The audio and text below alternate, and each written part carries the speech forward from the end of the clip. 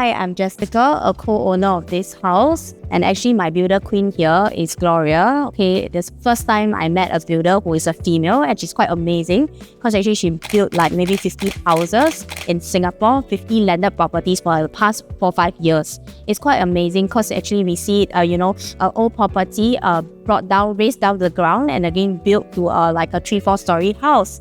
Actually, it's very nice, and actually I like the design of it because there are 2 double volume places in the house for a multi-generational house because my parents and my kids stay here.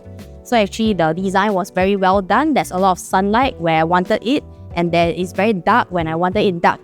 Okay, so the way that it's built, the design is actually intricate. All of the details are very good. Actually, I like the first floor the best because of the high ceiling lah. And that time, we had some issues with this. It was supposed to come out a little bit, but actually we replaced it. And actually, Gloria also did a good job of redesigning the whole thing. And one more thing was actually our swimming pool was supposed to be at the corner. And then after that, we realized we had a 7.5 meter setback.